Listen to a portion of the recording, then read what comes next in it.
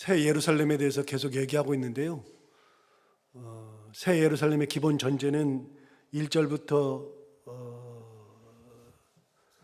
8절까지가 기본 전제고요. 그래서 1절부터 8절까지의 기본 전제는 뭐냐면 하나님께서 새 하늘과 새 땅, 새 예루살렘을 창조하시면서 전에 있던 것들, 하나님께서 옛날에 창조하셨던 창세기 1장에서 창조하셨던 하늘과 땅, 그거를 다 없애고 아예 새로운 존재, 카이노의 존재로 하나님께서 새 하늘과 새 땅을 창조하시고, 두 번째는 새 하늘과 새 땅은 하나님께서 창조하셨지만 예루살렘은 인간의 작품이었죠. 특별히 다윗의 작품이었고 솔로몬의 작품이었던 예루살렘, 그 인간의 작품 가만히 보니까 거기에도 죄가 관영하고 하나님의 은혜가 사라졌고, 그러니까 예루살렘도 하나님께서 없애버렸죠. 새 하늘과 새 땅을 다시 만들고 예루살렘도 새 예루살렘으로 다시 만들어서 그 예루살렘을 하나님께서 창조하신 새 하늘과 새 땅 가운데에 두시려고 하늘에서부터 하나님께서 직접 가지고 내려오셨는데, 그 예루살렘은 하나님께서 새로 창조하셔서 거기서부터는 하나님께서 함께 거하시는 임마누엘로 하시겠다. 그래서 새 예루살렘에 하나님께서 직접 하나님의 거할 장막을 만드시고, 그 하나님께서 거하시는 그 새로운 예루살렘에는 더 이상은 사망이 없죠. 왜냐하면 옛날 것은 다 지나갔으니까. 사망이 없고 애통이 없고 곡하는 것이 없고 아픈 것이 없고, 옛날 것이 다 지나가고 새로운 피조물이 창조되었으니까요. 그래서 더 이상은 죽음이 없습니다. 아픔이 없습니다. 사탄의 것은 다 없어지고요.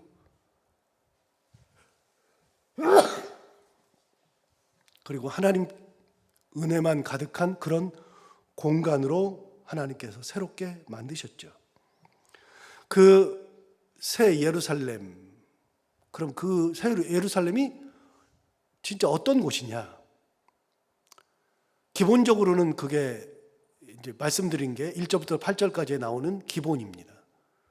그 기본 안에서의 예루살렘을 구체적으로 설명하게 되는데, 예루살렘은 어떤 곳으로 창조되었느냐면 신부로 창조되었다. 이게 어제 나온 거죠. 예수 그리스도의 신부로 창조되었죠. 우리는 알기를 우리 예수님의 신부는 우리라고 알고 있습니다. 우리. 맞습니다. 우리가 아닌 게 아니고 맞아요. 맞는데 하나님께서 요한계시록에서 말씀하시는 또 하나의 신부는 새 예루살렘도 신부라는 겁니다. 예수 그리스도의 신부. 그래서 가장 중요한 것은 하나님께서 그 성을 거룩하게 창조하셨다. 하나님께서 예수님의 신부로 가장 적당한 존재는, 그게 성이 되었든 우리가 되었든 예수님의 신부는 거룩함에 있습니다. 거룩함에 있는 것이지 화려함에 있지 않습니다. 큰 것에 있지 않습니다. 많은 것에 있지 않습니다. 능력 있음에 있지 않습니다. 하나님의 원하시는 계획, 그 계획, 예수 그리스도의 신부는 거룩함에 있습니다. 순결함에 있습니다. 그래서 거룩함과 순결함으로 예루살렘을 창조하시죠. 그래서 그걸 보면 우리가 신앙생활을 어떻게 해야 되는지 알 수 있는 근거를 우리는 가지게 되는 겁니다.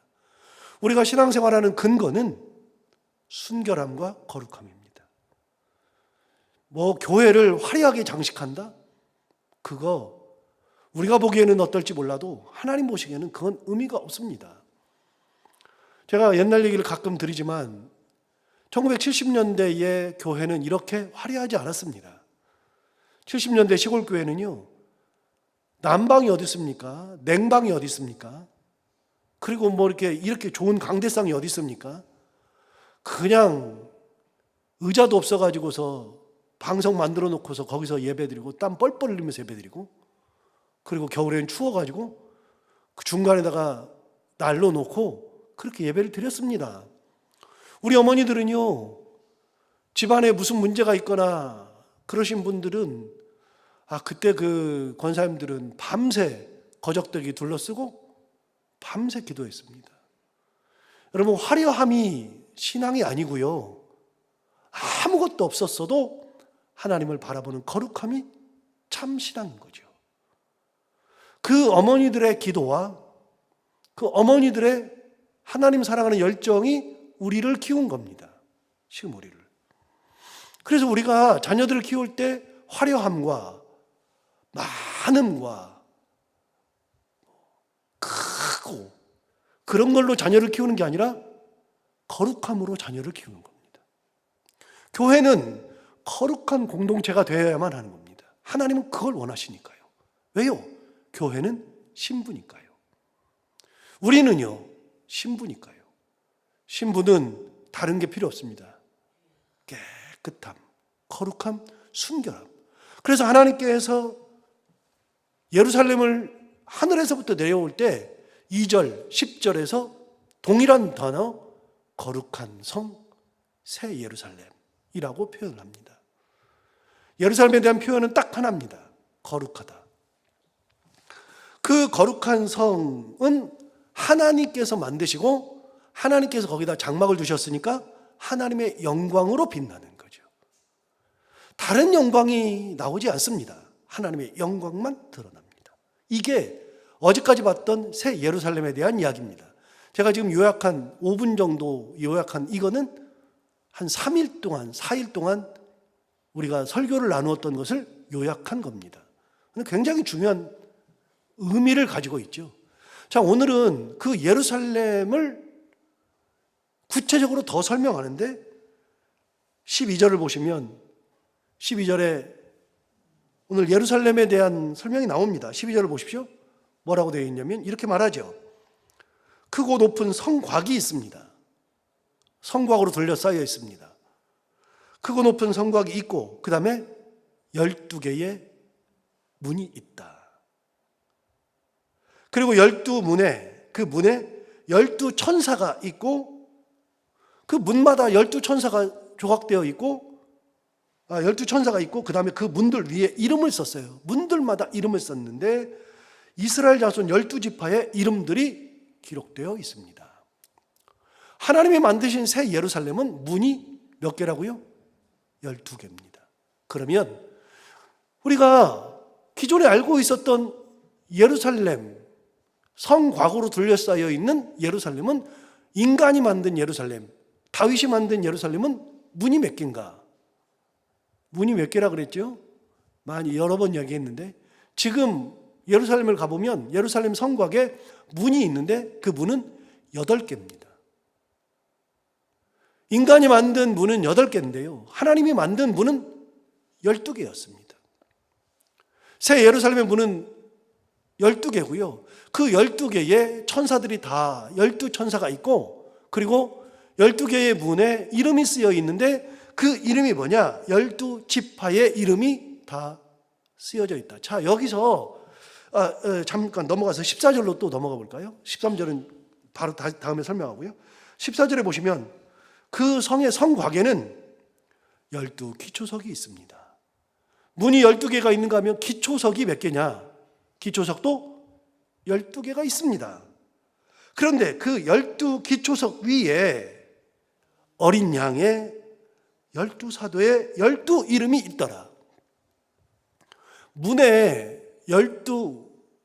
12지파의 이름이 써 있죠.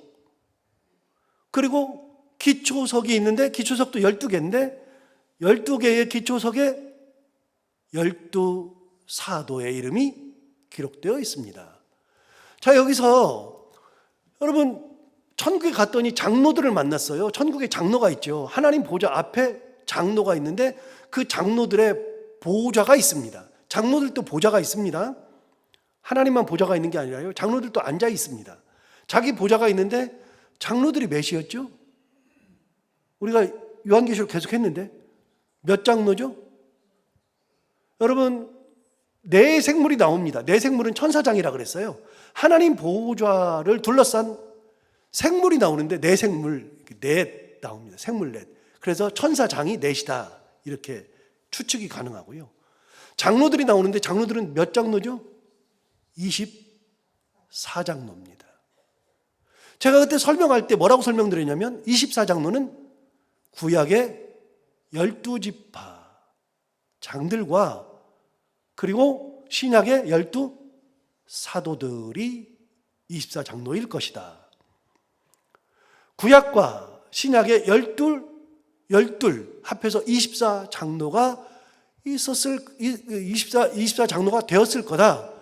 제가 되었을 거다라고 이야기하는 것은 뭐냐면 그게 성경에 나오지 않으니까요. 24장로가 12지파 장과 12사도라고 하는 것은 성경에 나오지 않습니다. 그러나 모든 신학자들이 거의 동일하게 같은 얘기를 하고 있습니다. 그렇게 추측이 가능하죠.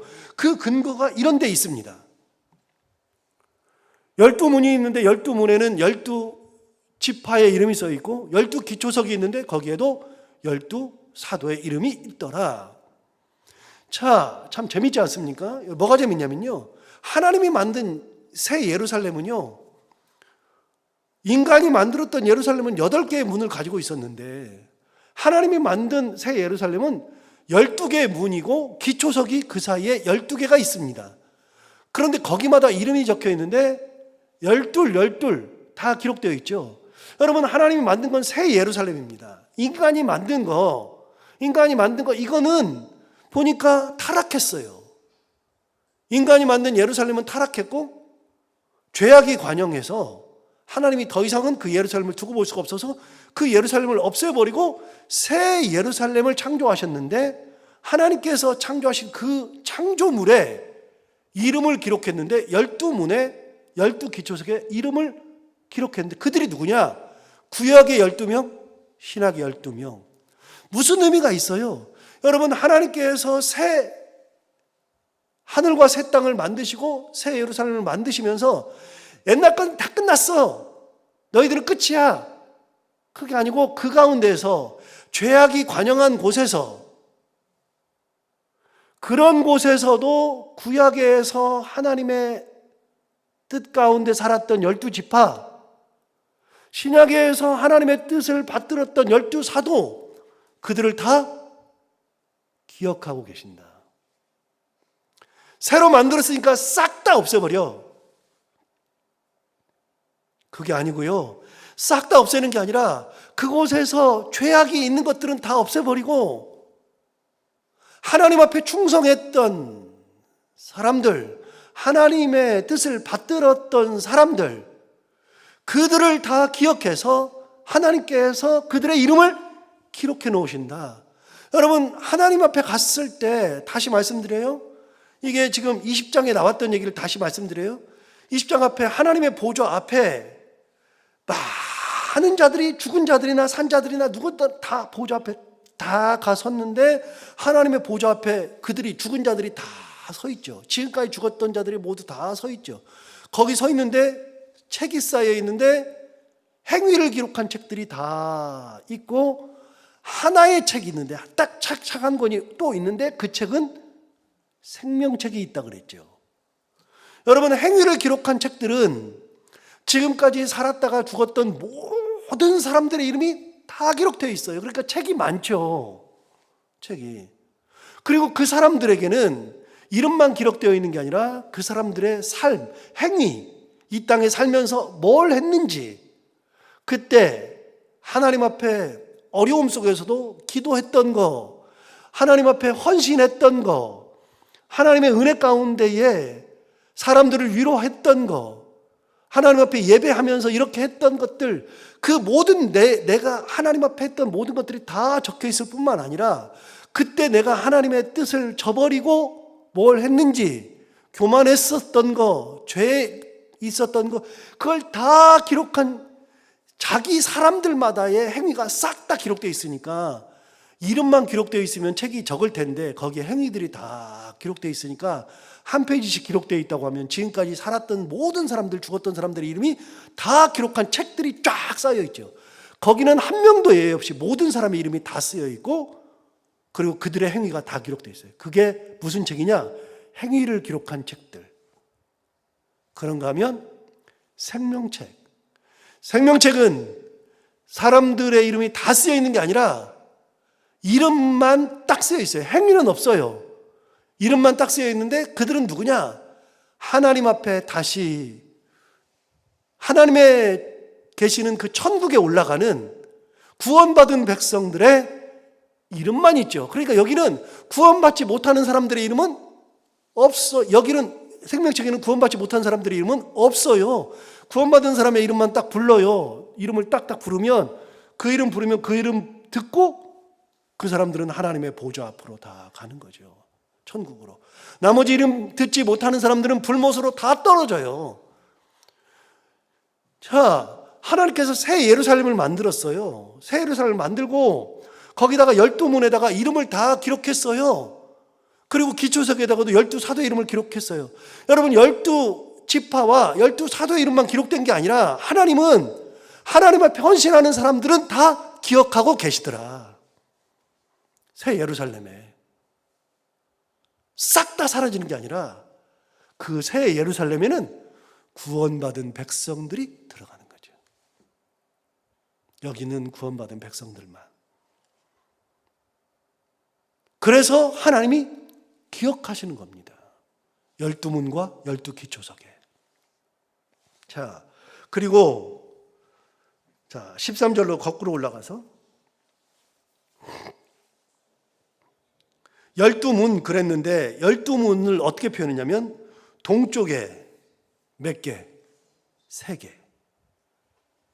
북쪽에 3개, 남쪽에 3개, 서쪽에 3개. 자, 여러분, 동서남북에 3개씩의 문이 있더라. 그럼 여러분, 동서남북에 문이 3개씩 있는 거, 이거는 12지파니까요. 그 지파들의 문이에요. 지파들의 문. 그럼 그 지파들이 그 문을 통해서 다니는 거잖아요. 그럼 이런 원형이 있느냐? 다시 말씀드려요. 여러분, 항상 말씀드리지만 요한계시록은 우리는 어렵지만 유태인들은, 구약 성경을 잘 알고 있는 유태인들은 어렵다 안 어렵다? 하나도 안 어렵다. 안 어렵다. 성경을 잘 알면 어렵지가 않다. 여러분, 이 원형은 두 군데서 찾을 수 있는데요. 출애굽 시에 이스라엘 백성들이 12지파잖아요. 광야를 갈 때 광야에 가가지고서 하나님께서 구름기둥과 불기둥으로 인도하다가 구름기둥이 딱 가요. 그러면 12지파가 쭉 일어나서 다 가잖아요.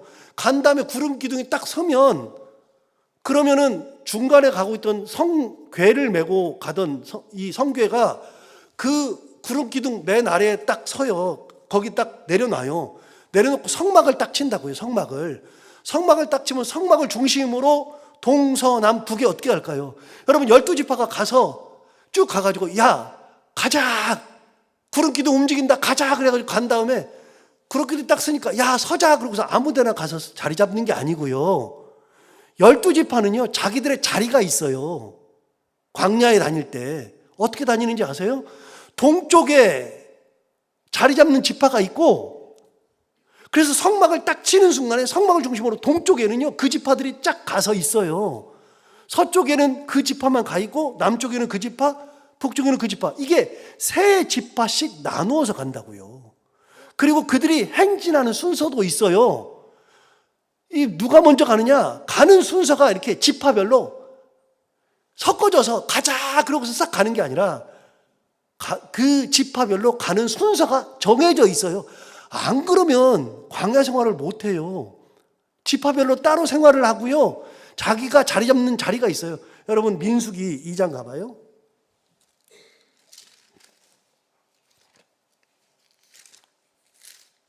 제가 가지고 있는 성경으로 구약 성경 195페이지를 가볼 거예요.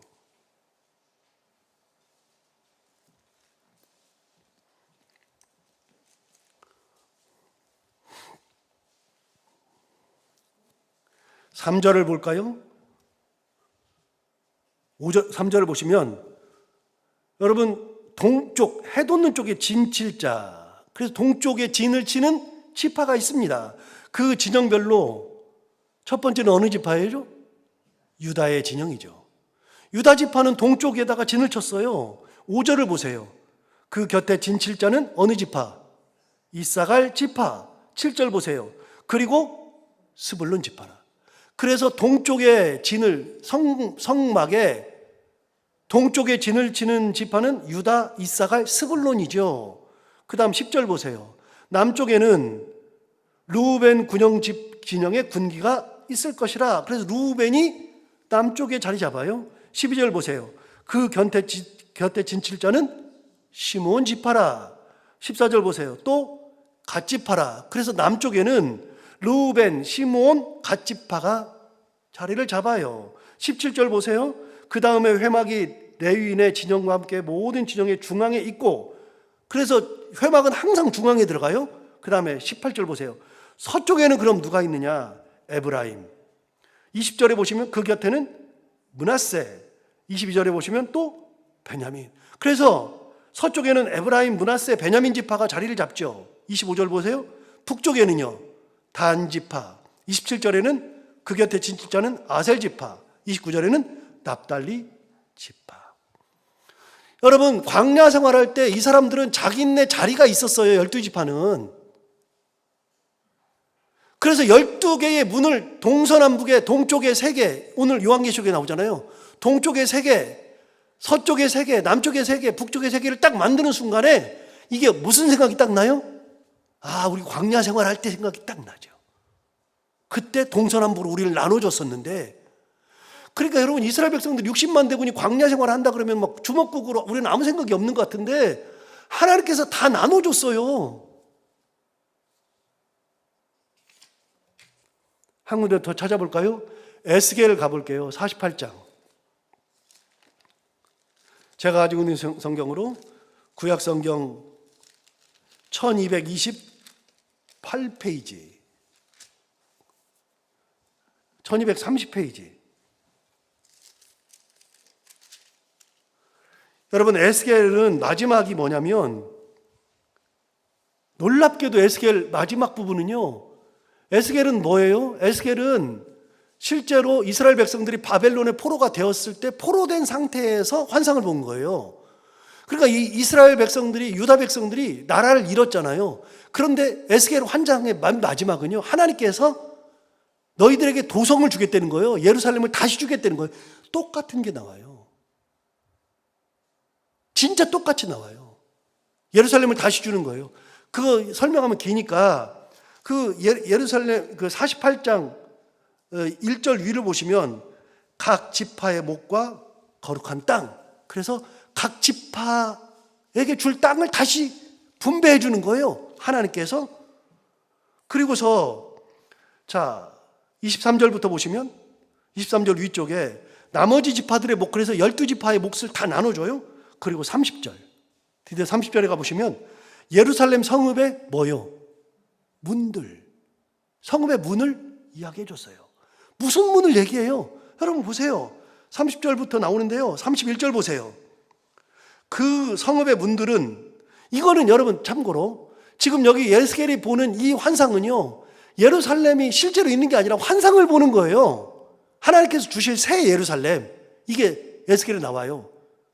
없는 실체인데 환상 본 거거든요. 그런데 31절 보세요. 없는 새 예루살렘의 그 성읍의 문들은 이스라엘 지파들의 이름을 따를 것. 나오죠? 문들의 이스라엘 지파 이름을 따요. 그런데 북쪽으로 문이 몇 개요? 3개라. 하나는 르우벤, 하나는 유다문, 하나는 레위문. 자, 그 다음에 32절. 동쪽에 너비는 4,500척이니 또한 문이 몇 개? 3개. 그래서 하나는 요셉문, 하나는 베냐민문, 하나는 단문이죠. 33절 보세요. 남쪽 중간쯤에 문이 셋이라 하나는 시므온문, 하나는 이사갈문, 하나는 스불론 문. 마지막 34절. 서쪽도 중간쯤에 문이 셋이라 하나는 간문, 하나는 아셀문, 하나는 납달리문. 요한계시록하고 뭐 어때요? 똑같죠. 그런데 35절 보세요. 35절에 그 사방의 합계는 18,000척이라 그날 후로는 그 성읍의 이름을 예루살렘이라고 하지 않고 그 성읍의 이름을 뭐라 그런다고요? 여호와 삼마 1번이라고 돼 있을 건데 1번이면 밑에 가면은 여호와께서 어떻게 한다고요? 거기에 계신다. 여러분, 나왔네. 아까 요한계시록에서 하나님께서 새 예루살렘을 창조하신 다음에 뭐 하시겠다고요? 3절에서 임마누엘 하시겠다 그랬잖아요. 계신다 그랬잖아요. 그런데 가만히 보니까 에스겔 48장 마지막, 이게 48장 에스겔이 끝이에요. 끝인데 마지막에 에스겔이 환상을 봤는데 하나님께서 새 예루살렘을 만드시고 문을 3개씩 만들어서 각 지파별로 문의 이름을 정해줘서 그 문이 자기들의 문이 되는 거예요. 그리고 그 성의 이름을 여호와 삼마, 여호와께서 거기 계신다. 자, 오늘 본문하고 보면은 똑같죠.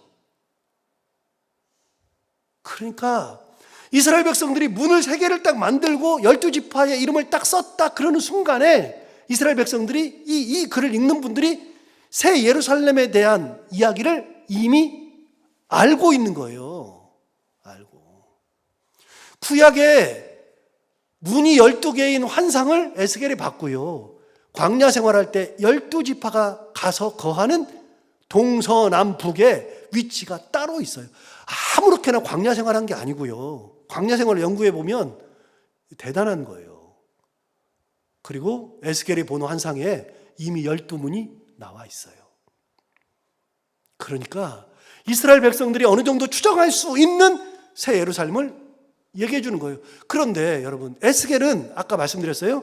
실제 예루살렘이 아니라 그랬죠. 환상을 봤다 그랬죠. 이미 하나님께서 새 예루살렘에 대한 환상을 통해서 에스겔에다가 얘기해 주신 거예요. 내가 이렇게 만들 거야 얘기해 줬는데 그게 요한계시록에 가보니까 실제로 하나님께서 이렇게 새 예루살렘을 만드시는 거예요. 똑같이. 어느 날 갑자기 하나님께서 뜬금없이 새 예루살렘 만들게, 문 12개야? 아니라니까요. 아니라니까요. 다시요. 요한계시록은 어느 날 갑자기 우리가 알듯이 막 뜬금없이 하늘에서 뚝 떨어지는 게 아니고요. 우리가 요한계시록을 한 번도 들어본 적이 없었기 때문에 이단들이 막 이런 12문 얘기하고 뭐 백마탄 왕자 얘기하고 증거장막 얘기하고 그러면은 한 번도 들어보지도 못했으니까 거기에 다 현혹돼 가지고 그러는데, 아니요. 요한계시록은 이미 구약성경에서 다 얘기된 거를 하나님께서 그걸 통해서 말씀하시는 거예요. 그래서 다시 말씀드려요.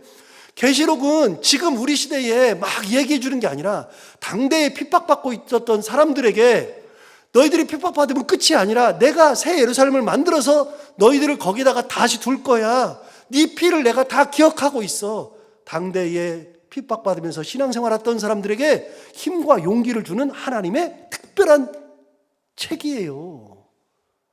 그게 오늘날 우리에게도 이렇게 되겠구나.